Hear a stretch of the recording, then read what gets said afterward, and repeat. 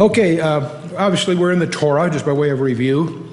We had, Genesis, Exodus, Leviticus, Numbers, Deuteronomy are the Torah, or the Pentateuch in the Greek. And of these, we are, of course, in a book that's really a collection of sermons, where Moses, knowing he's at the end of his days, is reviewing and giving them a final message. And so the whole God's plan of redemption was in Exodus, his instruction for worship in Exodus 20 through Numbers 10, and then their failure of faith, where they were condemned to to take 38 years, what really should have been an 11-day journey in the book of Numbers. They have, as you recall, as we reviewed before, the conquest east of the Jordan, the king of Og, the king of Sion, and the rest of them. But we always think of the conquests as being under Joshua in Israel proper, as we would call it, or the west of the Jordan River. But they had several conquests east, and they actually set up some cities we're going to talk about in a minute, which is one reason I want to get this in perspective.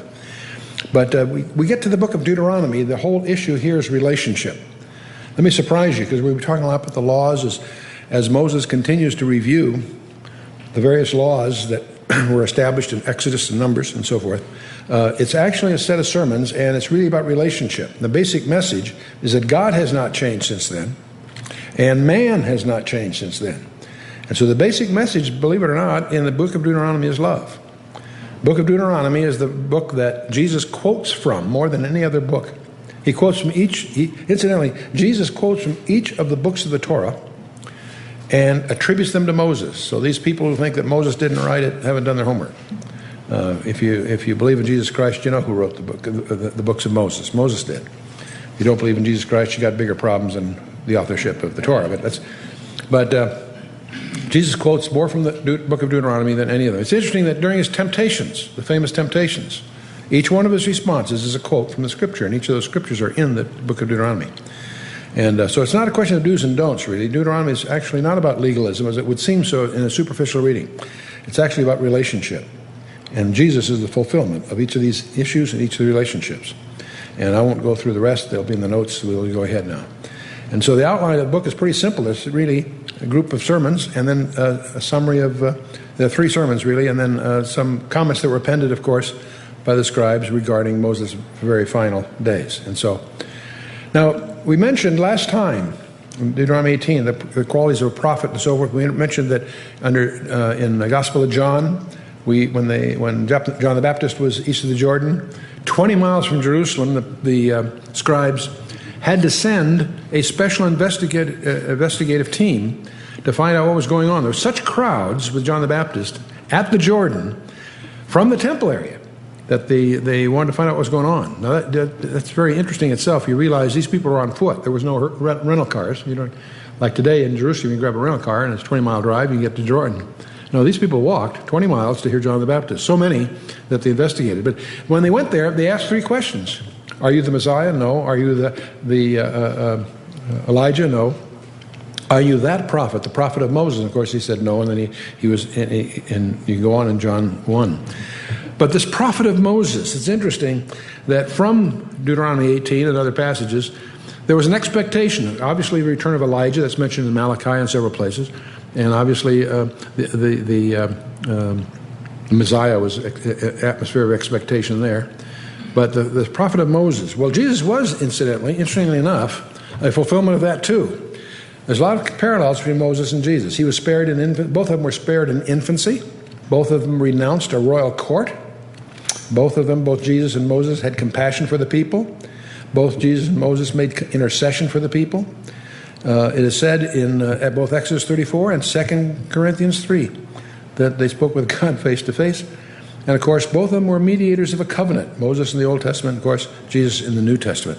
So it's interesting to see those parallels. But Deuteronomy's structure is pretty straightforward. First a few chapters about the failure that they had endured, the conclusion of the 38 years of wilderness wandering, the mutual love, the love of God for the people and the obligations in response. In fact, that's really what chapters 12 through 27 deal with, the obligations of a God-related people. And even though we're not under the law, there's many things that we'll glean from that as being God-related people. and then the alternatives that are before God-related people in chapters 27 to 30, and then the final arrangements that for continuity with Moses passing at the end of the book. So that's the quick snapshot of the book. And of course, we are in chapters 19 and 20 tonight. So 19, we're going to talk a little bit about the cities of refuge. We'll talk about what a goel is, and we'll talk about the principle of lex talionis, which you know as eye for an eye, and so forth. So, but it's interesting, what's happening here is they're anticipating settlement. They've been wandering for 38 years, so all the arrangements that they're used to as a traveling nomadic group are starting to shift, because they're going, after Moses dies, they're going to be going into the land under Joshua and so on, but they'll start settling, and there's some changes. They're going to start decentralizing the administration of justice. As a nomadic tribe, they had a central authority with Moses and the priests and so forth. They're going to have to distribute that. So it's going to cause some changes. Under Moses, the altar had become an asylum for someone who killed another person accidentally. If you were accused of manslaughter. If you killed someone in those days, the next of kin would come after you. But if it was an accidental kind of death, what we call manslaughter, the provision there was if they could make it to the tabernacle, the altar itself was a place that someone innocent could find asylum. Well, that doesn't work if you're going to be spread across the land. So even the slaying of animals, by the way, was now decentralized. You remember from Deuteronomy 12. But so the law of asylum had geographical changes going on. So let's jump into Deuteronomy 19, verse 1. When the Lord thy God hath cut off the nations, whose land the Lord thy God giveth thee, and thou succeedest them, and dwellest in their cities and in their houses, thou shalt separate 3 cities for thee in the midst of thy land, which the Lord thy God giveth thee to possess it. Thou shalt prepare thee a way, and divide the coasts of thy land, which the Lord thy God giveth thee to inherit, into 3 parts, that every slayer may flee thither. So this is where you're introducing this whole idea of the cities of refuge. They actually set up 3 already on the east of the Jordan. They're going to set up 3 more on the west of the Jordan. And and we'll take a look at these here. First of all, you understand that when the tribes go into the land, each of the tribes, with the exception of one, gets inheritance. By lot, they divide the land into regions for Judah, Simeon, Benjamin, and so forth. And except for the Levites did not inherit the land because God was their inheritance. But what they did get were 48 cities that were assigned to the Levites. There were actually 13 of those were for the family of Aaron, the priests themselves. 9 were in Judah, 4 in Benjamin, the others were scattered. There were 6, but 6 of these 48 cities were declared cities of refuge. And they were to have a space of about 1,000 cubits, call it 583 yards, if you will, beyond the city walls for pasture and raising crops and such purposes, in addition to the city. So when they say the cities, it wasn't just the town. They received some area around that town. And the sacred boundary was a square, we understand from some archaeological discoveries, having the 4 angles at the 4 cardinal points. So if you can visualize that, what we would probably call a diamond, a rhombus, but equal size, but with the corners at the cardinal points. But anyway, 6 of these 48 cities were called cities of refuge. And they were Kadesh, Shechem, Hebron, Bezer, Ramoth Gilead, and the Golan, the town of Golan. Now, as we'll see so you quickly get the picture here, but we'll see as the text develops, the idea was that if you found yourself in a situation where you'd caused the accidental death of someone, you're working, and the example that Moses will use is if the head of the axe that you're chopping down a tree should slip off the thing and hit somebody and kill him, it was accidental. There's no premeditation. There's no grudge. That's what we would call in our vernacular as manslaughter, equivalent to if you accidentally hit someone in a car or something. Well, if that was the case, what you did right then and there, you had to find your way quickly to one of the 6 cities of refuge. And if you could convince the city fathers there, and there's a procedure for that we'll come to, that it was manslaughter, not premeditated, they would give you asylum. The avenger of blood, the next of kin for the person that was killed that was coming after you, could not touch you if you had made it to the city of refuge and were accepted by them. And as long as you remained in the city of refuge, you were safe. If you left the city of refuge for whatever reason, you were fair game to the avenger of blood. See, you realize they didn't have an organized police force. It's interesting to realize we have a nation here, Israel, that didn't have a police force as such, also had no prisons. They took care of that another way. And so it's a different kind of cultural setting, but and we observe this with great fascination. In fact, if you read most commentators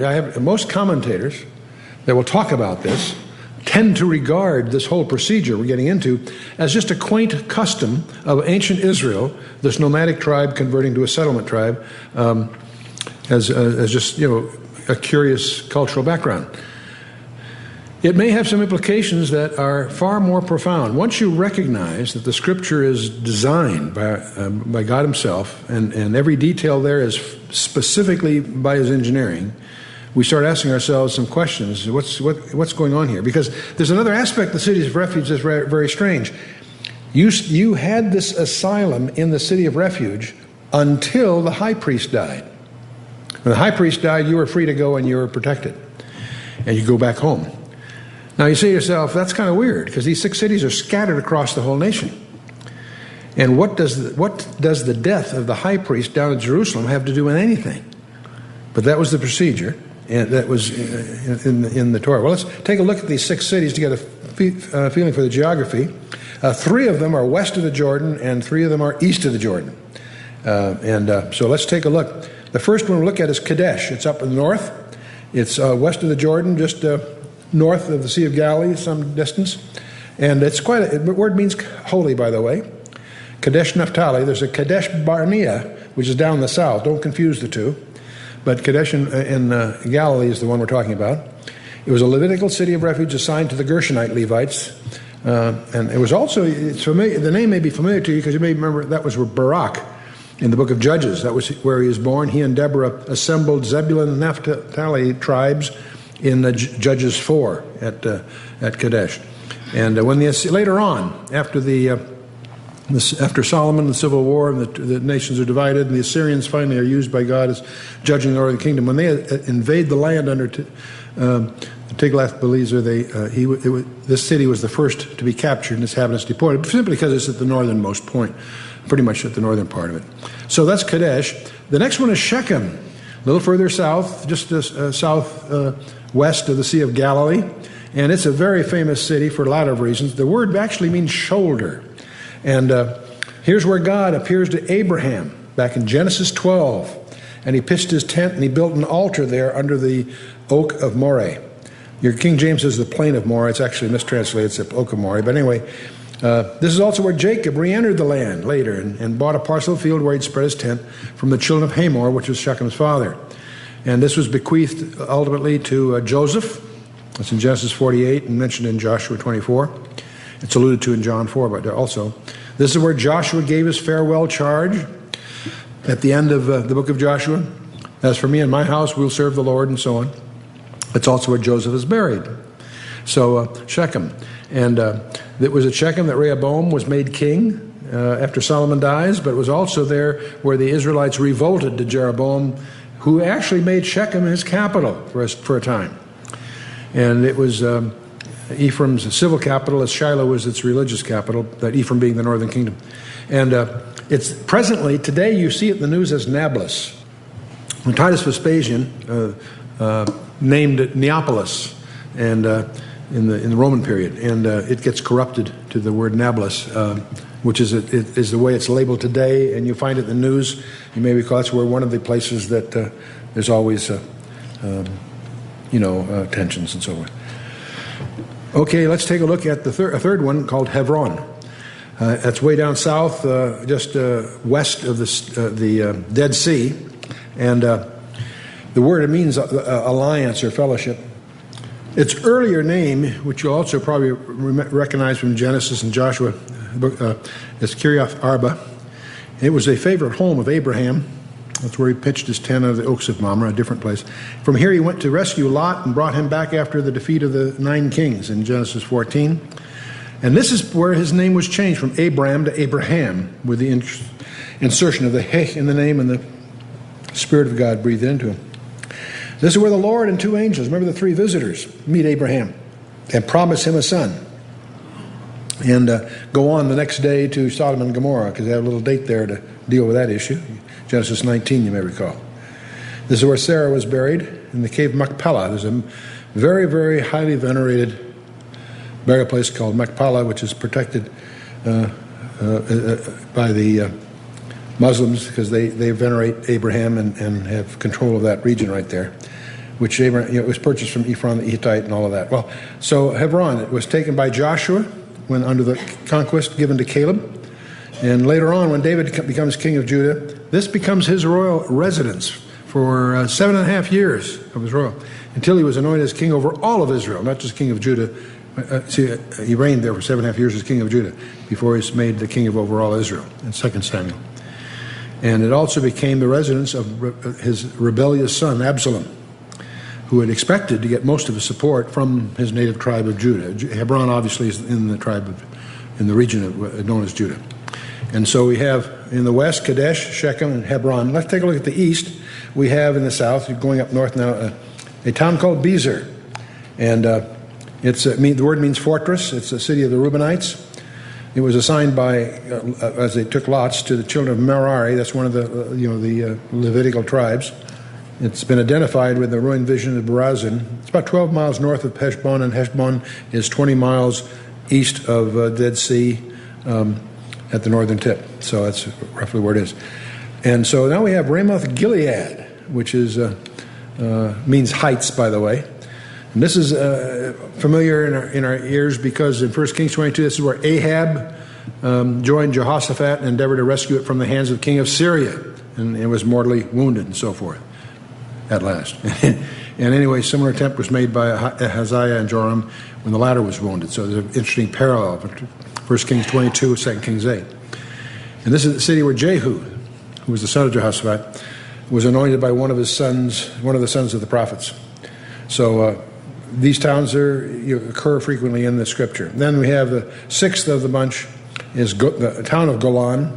The Golan Heights is a region there east of the Dead Sea, the Sea of Galilee, and there was a town there called Golan, and means exile. It's a city in the general region is also called Bashan. And remember the kings of Bashan. Og, the king of Bashan, was a giant, one of the Rephaim. And I won't start on all that again, but its so-called suburbs were assigned to the Gershonite Levites. And Og was the king of Og is the one that united all those principalities to become the king of Bashan. It was the town, incidentally, was destroyed by Alexander the Great, but by then it also had given his name to a large district called Golanitis, and so it became, in effect, the eastern boundary of the Galilee. It's also part of the tetrarchy we read about of Philip, and all that's in Josephus, and there's a lot of background on it. Well, all of this, now, one of the things that, as we deal with the cities of refuge, one of the things that's missed by many, many people, and I'm going to suggest to you, because I think it's interesting, I often get challenged by people, say, Chuck, you say that everything in the Scripture is there for our learning. And furthermore, that everything in the Scripture, one way or another, points to Jesus Christ. Well, for heaven's sakes, what about these cities of refuge? Here's this quaint practice to provide asylum for manslaughter refugees. And what's that got to do with anything in modern days? Well, whenever you have a puzzle like that, there's a simple way to solve the puzzle. And that's to put Christ right in the middle of it and see what happens, okay? Now, of course, in Christ's case, let's take a look at Jesus Christ. He was crucified. How many knew that? About 90%, huh? All right. I'm just kidding, okay. Was his crucifixion first-degree murder or manslaughter? Well, from God's point of view, it's first-degree murder, right? Because he was delivered by the determinate counsel and foreknowledge of God, Acts 2:23 tells us, right? So you can argue justifiably that from God's perspective, it was premeditated. I would argue, okay, that's fine. Not only is it premeditated, it was not a tragedy, it was an achievement. Because thousands of years went into the preparation for that climactic event of the universe. Everything in the universe, throughout the universe, you measured in terms of a cross that was erected in Judea some 2,000 years ago. But that's from God's point of view. very premeditated. What about from our point of view, yours and mine? And I'm going to see, remember what, is it manslaughter? I'm going to suggest it was, because Jesus says when he's hanging on the cross, Father, forgive them. Why? For they what? No, not what you do. So from our point of view, you could argue that it's manslaughter.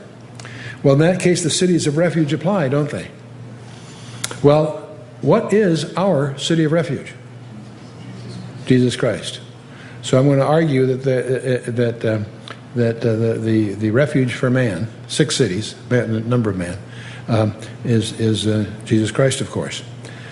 But okay, this whole city of refuge idea obtained until what event occurred? The high priest died. Who's our high priest? And he died for us. So we have freedom by the death of the high priest in Hebrews 7:25 and 1 John 2:21. So in a fascinating way, to me at least, I think that I see the cities of refuge in the very strange rabbinical way as a type of Christ. And we're going to see some more of those kinds of things. The wages of sin is death. That's part of what the whole city of refuge thing's about, Romans 6:23. And God's appointed refuge, of course, is Jesus Christ. Acts 4:12. There's no other name among men, appointed unto men, but Jesus Christ. Now, the whole idea of the cities of refuge, of course, you'll discover in the Torah, there's all kinds of rules that they had to make sure that the highways were always clear. They had to make sure that the bridges were always repaired. There's special laws to make sure that at 24 hours a day, every day of the year, that it was clear that in case a guy was trying to get there, there'd be no encumbrance.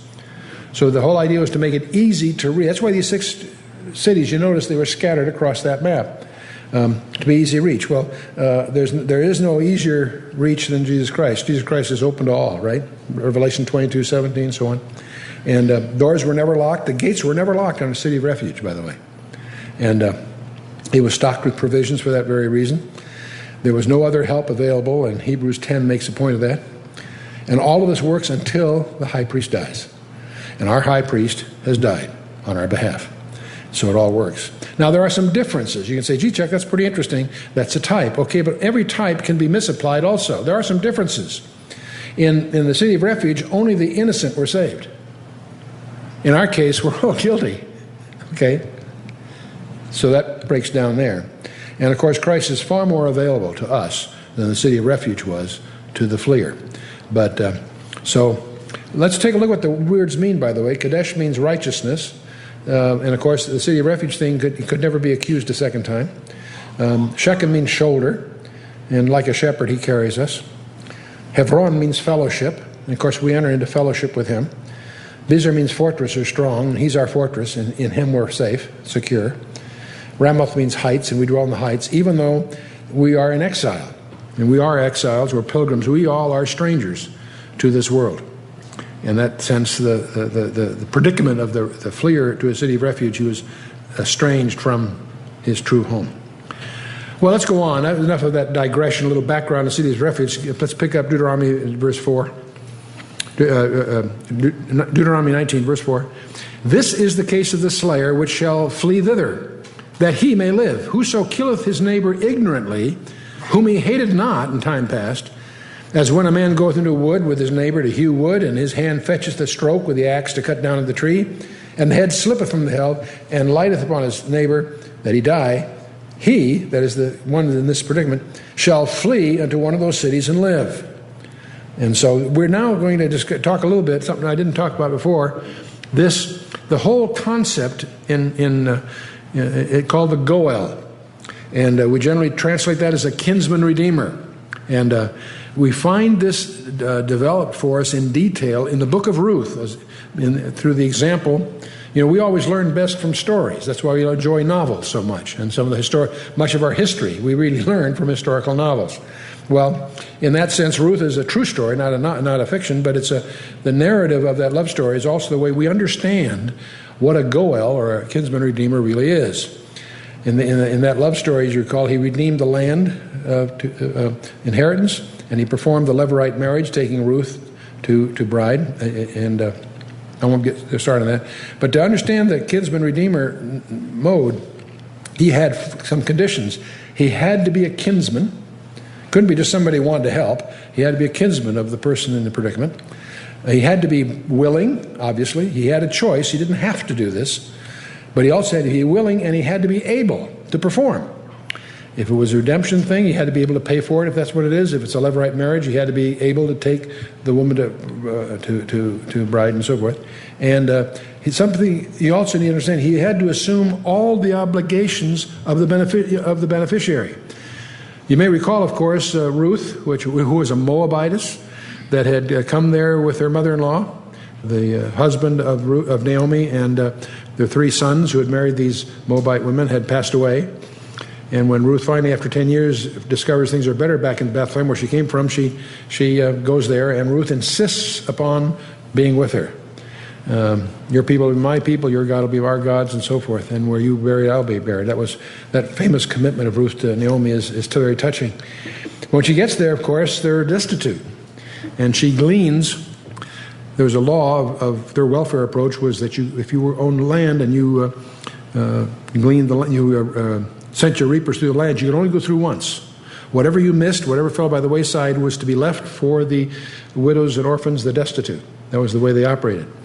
So, as was the custom, young Ruth, is gleaning for herself and for Naomi, and happens on a field by Boaz. What she doesn't realize is Boaz is the kinsman of Naomi, and out of that relationship that starts there, Naomi recognizes there's an opportunity not only for herself to get her land back by having Boaz redeem it for her, but also to provide a future for this beloved daughter-in-law, who's the widow of her son from her son's death. So she instructs Ruth how to proceed. And she approaches, under certain conditions, Boaz, who's in the role of the kinsman redeemer, to perform the levirate marriage, to put the skirt of his authority over her, and take her as a bride. Many people who read that in chapter 3 of Ruth misunderstand. It sounds like she's propositioning him in the middle of the night. No, she's doing something even more aggressive. She's asking him to be her to take her to bride to marry her. And he wants to, except he points, there's a complication. He's a kinsman, but he's not the nearer kinsman. There's somebody closer that has a priority claim. So in chapter 4, big climax of the book, he brings the city council together and brings this guy, this closer kinsman, and he's perfectly willing to redeem the land for Naomi. He says, gee, how great, I'll do that. And that's, of course, a setback, because you're all hoping that to pursue this love story that Boaz and Ruth will get together. But he's willing to do the land. But then he discovers that part of the picture is he's got to assume all obligations that are involved, and one is to take Ruth to bride. He can't do that. So he's willing but not able. So there's some reasons he can't do that, apparently. So that delights Boaz, of course, because as he passes the baton, so to speak, happens to be a shoe, but the point he passes the authority to do that. That's the big climax where Boaz takes Ruth. And that's the reason Jesus was born in Bethlehem, and that's the reason that it becomes known as the city of David, because it turns out there's a prophecy in the end of the book of Ruth that points strangely to David as the king. And this is all in the time of the judges, even before the days of Samuel. So the idea of David being a king was prophetic long before Saul was even thought of. So very interesting implication. But the whole idea of the Goel, the kinsman redeemer, he had to be a kinsman. The one that was going to redeem you and I as sons of Adam, it had to be a kinsman. It had to be a man. And that's what God ordains in Genesis chapter 3, that it would be an offspring of Adam that would be the redeemer. So that's one of the conditions. That's why Jesus Christ is not just a redeemer, he's a kinsman redeemer. That's why God himself became man to perform in man's inability to comply to all the fractures of the law. So the whole idea of the goal, kinsman redeemer, and he had to be willing. Indeed, Jesus was willing. In fact, he was in charge of the whole program at the crucifixion. And he had to be able. He was able because he was innocent. None of us could be a redeemer because we're all guilty. It had to be someone that was able to perform. And of course, he assumed all the obligations, not just some of them. So it's interesting. That's what the goal is all about. But there's a flip side to this. Many people are familiar with the kinsman redeemer aspect of Jesus Christ. What we forget is that the kinsman redeemer, the goel, you turn the coin over, he was also the avenger of blood. if somebody had caused injury to the family, it would be the Goel who goes after that person to avenge the family. And it's to protect the innocent person from the avenger of blood. That's what the cities of refuge were all about. So Jesus came the first time as our kinsman redeemer, but he will be coming the second time in his role as the avenger of blood. In Isaiah 61, there's a quote that when Jesus is at Nazareth, he opens the book of Isaiah in Luke 4. He opens the book of Isaiah and he reads his mandate from Isaiah 61, verses 1 and 2. But he does a very strange thing when you examine that passage. He stops at a comma and closes the book and says, "This day is this scripture fulfilled in your ears." So if you read that first, the two verses of Isaiah 61, up to that comma, it describes his ministry, healing the sick and so forth and teaching. But the comma, the place where he stopped, if he had gone on, says, "And the day of vengeance of our God." That comma has lasted 2,000 years. But the day will come when he's coming to finish that mandate. And that's what the second coming is all about. So getting back to Deuteronomy, that's verse 6, "Lest the avenger of blood pursue the slayer while his heart is hot and overtake him, because the way is long, and slay him, whereas he was not worthy of death, inasmuch he hated him not in time past." In other words, what they're trying to avoid is the case where the avenger, really angry because his member of his family has been killed by this person, he's after him, but he's not the guy is not the victim here is not worthy of death, because it wasn't premeditated. It wasn't that he did it out of hate or anger. It was an accident, in other words. So because of all that, it says, "Wherefore I command thee, saying," Moses speaking, "thou shalt separate 3 cities for thee." They've only got at this time, they got 3 set up side on the east of the Jordan. We're talking about 3 more on the west of the Jordan. "And if the Lord thy God enlarge thy coast, as he hath sworn unto thy fathers, and give thee all the land which he promised to give unto thy fathers, and if thou shalt keep all these commandments to do them, which I command thee this day, to love the Lord thy God, and to walk ever in his ways, then thou shalt add 3 cities more for thee, besides these 3, and that innocent blood be not shed in thy land, which the Lord thy God giveth thee for an inheritance, and so blood be upon thee. But if any man hate his neighbor, and lie in wait for him." Now, this is a different situation here. This is called murder. We would call it premeditated murder, murder in the first, if you will. "If any man hate his neighbor, and lie in wait for him, and rise up against him, and smite him mortally that he die, and fleeth into one of these cities, then the elders of the city shall send and fetch him thence." In other words, the elders of his city shall send and fetch him thence, and deliver him into the hand of the avenger of blood, that he may die. "Then I shall not pity him, but thou shalt put away the guilt of innocent blood from Israel, that it may go well with thee." So see, the city of refuge could not provide sanctuary for a murderer. He was to be returned to the town from which he came, and the avenger of blood was free to do it. And the whole idea is that God's blessing upon the nation depended on them following these procedures. And so thou shalt, now so much for the city of refuge. "Thou shalt not remove thy neighbor's landmark, which they of old time have set in thy inheritance, which thou shalt inherit in the land that the Lord thy God giveth thee to possess that." Moving a boundary stone was like stealing property, in effect. And it's in many respects it's equivalent today to what we call white collar crime or embezzlement or thieving through title, what have you. And so then if you have a situation, one witness shall not rise up against a man for any iniquity or for any sin in any sin that he sitteth. At the mouth of 2 witnesses or at the mouth of 3 witnesses shall a matter be established. So this is a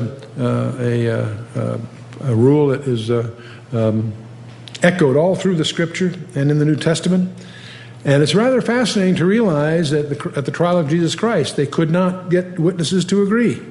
Scripture makes that. In fact, every detail, I won't digress in this direction except to mention the fact that every detail of the 6 trials, the 3 Hebrew trials, the 3 Roman trials that night after Gethsemane, every detail of them were illegal. And there's a long list of those that are worth your study. It's rather interesting. But now, obviously, there are cases where there would be cases where there's only one witness available. If a false witness rise up against any man to testify against him that which is wrong, then both the men between whom the controversy is shall stand before the Lord, before the priests and the judges which shall be in those days. And the judges shall make diligent inquisition. And behold, if the witness be a false witness and hath testified falsely against his brother, well, let's back up here a second. See, it's interesting that there's a central tribunal of priests and judges that will adjudicate this thing, and that will be accountable, if you will, to administer this justice. See, violating the 9th commandment was another evil to be purged. We're going to see that when these violations occurred, they were capital crimes. To be caught in adultery was a capital crime. So they didn't mess around, and so anyway, then shall ye do unto him as he had thought to have done to his brother. So if you're a false witness, you are, and it's found out, you will inherit the very punishment that you are testifying against for the other guy. So if it's a capital murder situation, the false witness will be killed. That would take care of perjury, I think. Then shall ye deal unto him as he had thought to have done to his brother, and so shalt thou put the evil away from among you. And those which remain shall hear and fear, and shall henceforth commit no more any such evil among you. For thine eye shall not pity, but life shall go for life, eye for eye, tooth for tooth, hand for hand, and foot for foot. And that's what that peculiar principle is called lex talionis. And it's a principle in law that it was previously given, by the way, in Exodus 21 and in Leviticus 24. You'll find that. This is not a new introduction here. Moses is just recounting all of this, if you will. And it was given to encourage the punishment of capital cases in both directions. It sounds so severe to us because of our background, but what it was intended to convey is that it should fit the crime. If it's a murder, then the guy dies. If he maimed somebody, then you maim him. That was the concept. It was not just the idea of being severe. It incorporates the idea of not going beyond what was done. In other words, if he maimed somebody, you wouldn't kill him, you would maim him. That was the concept. It has in it the concept we have it in our Constitution. It's called cruel and unusual. You want to avoid cruel and unusual punishment. Same kind of idea. It sounds strange to us because we don't think in those tribal terms. But the whole idea is that the punishment should fit the crime. It's intent to be a restraint as well as a punishment. So this is the law of retribution. As I say, it's in Exodus 21, 24. It's interesting that while it's interesting to understand the Old Testament, you also realize in Matthew 5, verses 38 to 42, Jesus denied its application in personal relationships. This was a judicial principle under appropriately constituted court, and not something that you applied to the neighbor next door over the fence or something. So it's not. Jesus denied its application personally. Now the point also, as we go through the Torah, to realize is that God means what he says and says what he means. And one of the things that gets echoed throughout the Torah and throughout Deuteronomy is that God intends to enforce his laws. You say, gee, Chuck, we're not under the law. That's the whole point, I think. God enforces his law. However, the throne of God, thanks to Jesus Christ, has become a mercy seat. And that's one of the reasons I'm so fascinated with the notion that the mercy seat, which is what we consider the lid of the Ark of the Covenant, it appears, it's possible it's destined to be the very throne that Christ will rule in the millennium. And that whole study is another digression I mentioned just in passing to stimulate your curiosity into this area. The mercy seat may be the one part of the Ark of the Covenant that has a future. It's the part that's not wood, it's gold, solid gold, it endures, and it has a role in the millennium, we believe. So, interestingly enough, so much. That was Deuteronomy 19. Let's go to Deuteronomy chapter 20. Talk a little bit about war. It may surprise us that the Scripture has a great deal to say about administering war. and military service and some other topics. So let's get in here. Deuteronomy chapter 20, verse 1, when thou goest out to battle against thine enemies, which means there will be occasions when they will, and seest horses and chariots and a people more than thou, be not afraid of them. For the Lord thy God is with thee, which brought thee up out of the land of Egypt. Very, very encouraging announcement here. God is highlighting the fact that when they up against somebody and they're way outnumbered, don't worry about it. He's asking them to remember who brought you out of Egypt. And God resorted to incredible theatrics, if I may put it that way, in getting them out of Egypt. And for many reasons, I'm sure, but one of which is that from that point on, they could look back to that and realize that their God was able. And if they're being responsive to God's command, they have no reason to fear. And so it says, and it shall be that when ye are come nigh unto the battle, that the priest shall approach and speak to the people. This is how they're to be rallied and encouraged. This priest shall say, and he shall say unto them, Hear, O Israel, ye approach this day unto battle against your enemies. Let not your hearts faint. Fear not, and do not tremble, neither be ye terrified because of them. For the Lord your God is he that goeth with you to fight for you against your enemies, to save you. And the officer shall speak unto the people, saying, What man is there that hath built a new house, and hath not dedicated, or more precisely, used it? Let him go and return to his house, lest he die in the battle, and another man dedicate it. What we're going to hear here is a whole bunch of exemptions from military service. And this is incredible contrast to the practice of the day. In those days, combat was personal and ruthless, weapons primitive, and yet here in Israel's case, there are all kinds of exemptions. If a guy has just built a new house, that's a reason that why should he go to battle, as he's saying. What man is he that hath planted a vineyard, and hath not yet eaten of it? Let him also go and return to his house, lest he die in the battle, and another man eat of it. And what man is there that hath betrothed a wife, and hath not taken her? Let him go and return unto his house, lest he die in the battle, and another man take her. And it goes on, and the officers shall speak further unto the people, so they shall say, What man is there that is fearful and faint-hearted? Let him go and return to his house, lest his brethren's heart faint as well as his heart. In other words, his weakness could cause other people's death. You know, I just got back from the National Security Forum at the Air War College. I've been professionally trained in my earlier years in the professional military. I cannot recall these kinds of exemptions in any of our military doctrines. No, I wish I had really done my homework in Deuteronomy back then. I might have had a little different perspective. It might be facetious, of course. But it's interesting to read this, especially against the fabric of the times.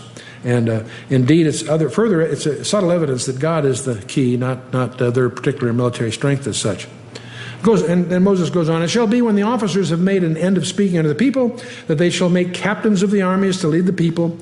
And when thou comest nigh unto a city to fight against it, then proclaim peace unto it.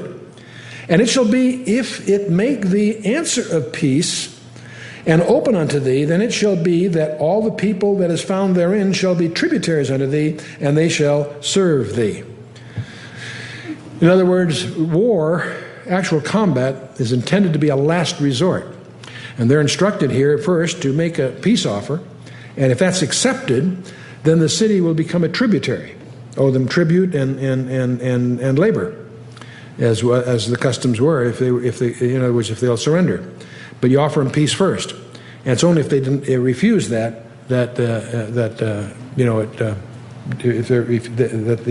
they're willing to become a vassal to Israel and on peaceful terms, then they are to offer that first. And if it will make no peace with thee, but will make war against thee, then thou shalt besiege it. And when the Lord thy God hath delivered it into thy hands, thou shalt smite every male thereof with the edge of the sword. And so they kill off the men and they take the women. With the women and the little ones and the cattle and all that is in the city, even all the spoil thereof, shalt thou take unto thyself. And thou shalt eat the spoil of thine enemies, which the Lord thy God hath given thee. Thus shalt thou do to all the cities which are very far off from thee, which are not of the cities of these nations. Now, he's not talking about the Canaanites, because they're instructed to go wipe out every man, woman, and child of these particular tribes. And we need to understand that when we get if that's strange to you, you need to get into the book of Judges and understand what was really going on there. You need to understand why it was that God instructed them that certain tribes were to be totally eliminated. And it's fascinating, of course, because under Joshua they did a pretty good job, but in the next generation in the book of Judges, they failed to do that. And the whole book of Judges is a concatenation of failures, where they failed to do that, and then these pockets that they left become problems, and God will raise up a deliverer and deliver them, and yet they still fall back into the same thing. So the net of it is, the whole book of Judges is a chronicle of their failure to follow through. What's fascinating, if you study the book of Judges, do it with a map. And every time you read about one of these battles or one of these regions, mark it on the map. And when you're through the book of Judges, you will have a map. And what's fascinating about that map, the areas that they remained are the areas of the Golan, that region that's today called the West Bank, and the Gaza Strip. And these regions that they failed to deal with in the book of Judges are regions that to this day are still the place of their enemies. And the capital, of course, was Jericho, Bet-Herad, the house of the moon god. Now, fascinating it is that today, under the flag of Islam, the people that are the so-called Palestinian Liberation Organization is a manifestation of the same regions. So it's interesting. It tends to corroborate the view held by some that demons are territorial. They're assigned certain geographic regions. And it would seem to be borne out in modern history, strangely enough. But let's move on. But of the cities of these cities, he's talking about cities, not those cities, but the cities further out. Of the cities of these people, which the Lord thy God doth give thee for inheritance, thou shalt save alive nothing that breatheth. Nothing that breathes. Why? Because they got a gene pool problem. Because these are the Rephaim. These are modern, or I should say, post-flood Nephilim. There is a gene pool problem that God is asking them to deal with. But thou shalt utterly destroy them, namely the Hittites, the Amorites, the Canaanites, the Perizzites, the Hivites, and the Jebusites, as the Lord thy God hath commanded thee, that they teach you not to do after all their abominations, which they have done unto their gods. So should ye sin against the Lord your God. Back in Genesis, when God told Abraham that he would be leaving, but after 400 years his people would return to this land, Satan from that could conclude that he had 4 centuries to lay down a minefield. 400 years to lay down the same kind of mischief that led to the flood of Noah in Genesis 6. And it fascinates me. Unless you really understand Genesis 6 and what really happened back there, you will not understand most of the Old Testament, because it didn't confine itself to just before the flood. There were incidents of that kind subsequently. They're called the Rephaim. They happen to be giants, but that's not the real issue. You need to understand that anyway, so I encourage you to follow through on that. But, okay. When thou shalt besiege a city a long time, in making war against it to take it, thou shalt not destroy the trees thereof by forcing an axe against them.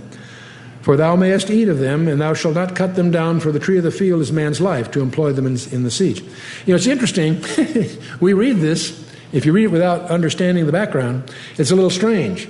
These particular tribes you cut down, and you don't leave anything that breathes. But watch out for the fruit trees. Leave them there. Actually, what they're talking about here, if they do a siege, one of the main resources in military terms was the lumber. And one of the reasons that the land became so bare under the Romans, because they cut down all the trees to enforce the siege during the fall of Jerusalem back in 70 AD. That's why so much of it's barren. Much of that's been repaired by a very aggressive long-term tree planting tradition they've done there. But trees were a key resource. But it's interesting, they can cut they can cut down do not destroy the trees by forcing an axe against them, for thou mayest eat of them. The fruit trees they were to leave. Part of that is for the fruit, and part of it's for the avoid erosion. They could take the other trees to help them in a siege, but the fruit trees they were not to, because that was a long-term source of resource. Don't just it's only the trees which thou knowest that they be not trees for meat or for food. Meat's the Old English term, but for food. Thou shalt destroy and cut them down. Thou shalt build bulwarks against the city that maketh war with thee until it be subdued. In other words, go ahead and cut down the trees that are not fruit trees. You can use those for the siege material, for the military engineering, but not the fruit trees.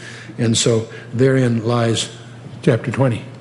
And may the record show that we finished on time. Amazing.